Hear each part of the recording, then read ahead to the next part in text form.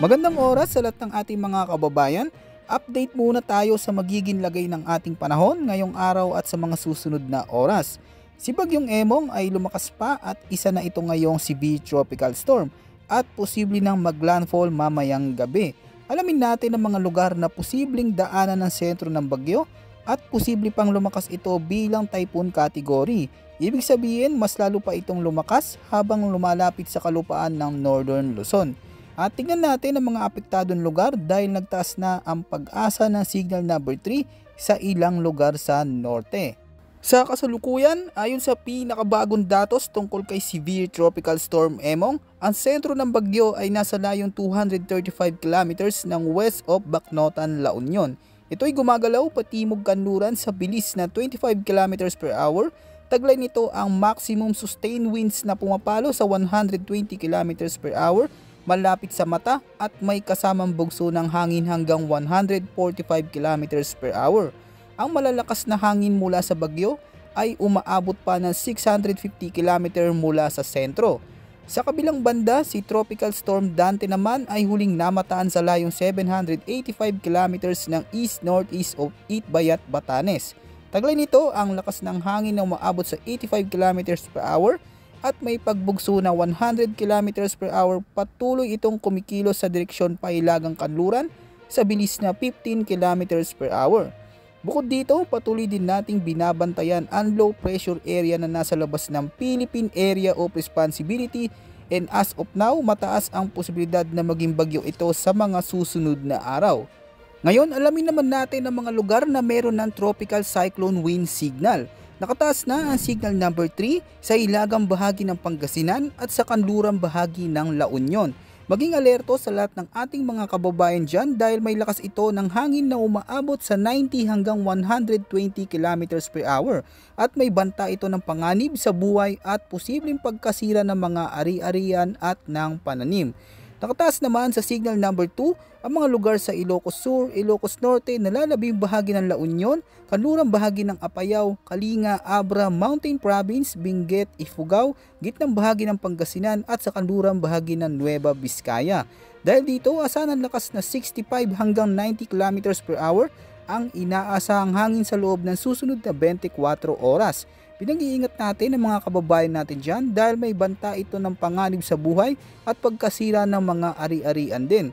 Ang tropical signal number 1 naman ay nakataas din sa mga lugar sa Batanes, Cagayan, maging ang Babuyan Islands, kanluran at gitnang bahagi ng Isabela, nalalabing bahagi ng Nueva Vizcaya, Quirino na natitirang bahagi ng Apayao, nalalabing bahagi ng Pangasinan, kanluran at gitnang bahagi ng Zambales, Tarlac, kanluran at sentral na bahagi ng Nueva Ecija. Asahan ang pagbugso ng hangin na may lakas na 45 hanggang 65 km per hour. Dahil dito posible ang minor hanggang moderate na epekto dahil sa gale force winds sa mga lugar na ito. Pinag-iingat natin ang lahat ng ating mga kababayan dahil posible pang itaas ang tropical cyclone wind signal hanggang signal number 4 sa ilang lugar once na mag-intensify na po itong si Emong bilang typhoon category sa loob ng susunod na 24 oras. Update naman tayo sa track and intensity nito nga po ni Tropical Storm Emong. Base sa pinakauling forecast track, inaasahang kikilos patimog silangan si Bagyong Emong sa loob ng susunod na 24 oras at may mataas na posibilidad na maglandfall ito sa Ilocos Region ngayong gabi o bukas ng madaling araw. Pagkatapos nito, posibleng dumaan ito malapit sa Babuyan Islands at ayon sa mga modelo, si Emong ay inaasahan na lalakas pa sa mga susunod na oras at posibleng umabot ito sa typhoon category bago ito tuluyan tumama sa kalupaan ng bansa. Kaya pinag-iingat po natin ang lahat ng ating mga kababayan dyan sa Northern Luzon, lalo na sa Ilocos Region at Babuyan Islands. Maging handa na po tayo sa posibleng matitinding ulan, malalakas na hangin at biglaang mga pagbaha. Huwag po tayong makampante mga kabayan dahil habang papalapit nga po ito si Emong ay mas lalong lumalakas.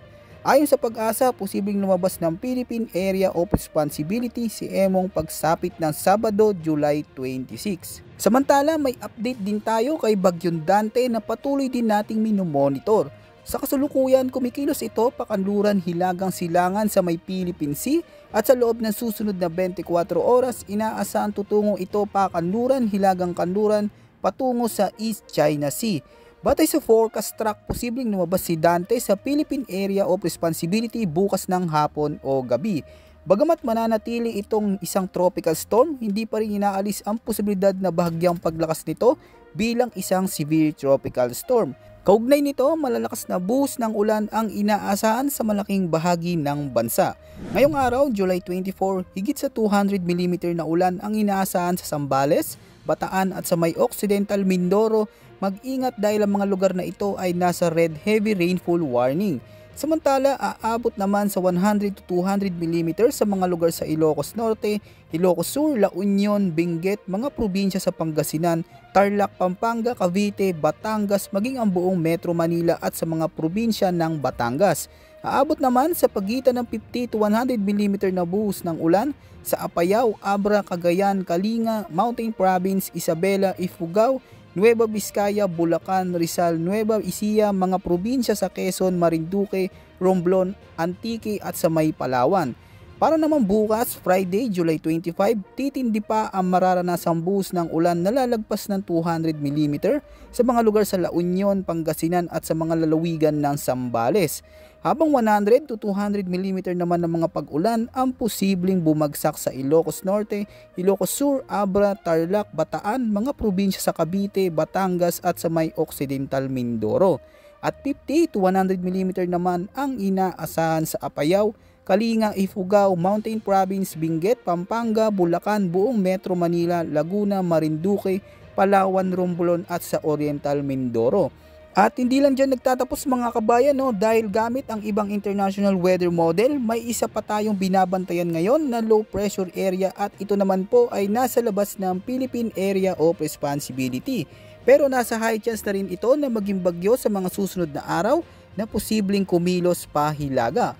Although hindi inaasahan na ito ay tatama sa kalupaan ng bansa, meron din itong epekto dahil hihilahin ito ang habagat na siya namang magpapaulan sa ilang parte ng bansa. However, marami pang maaaring magbago sa magiging kilos at lakas ng mga bagyong ito, maging ang posibleng direksyon lalo na kung magiging mabilis ang paglakas ng mga sistemang ito sa loob ng susunod na 24 oras. Kaya't importante ang patuloy na pag-antabay sa mga susunod na weather forecast natin dito sa ating channel. Yan muna ang ating pinaka-latest weather update at ulat panahon. Ito po ang inyong weather forecast ng bansa.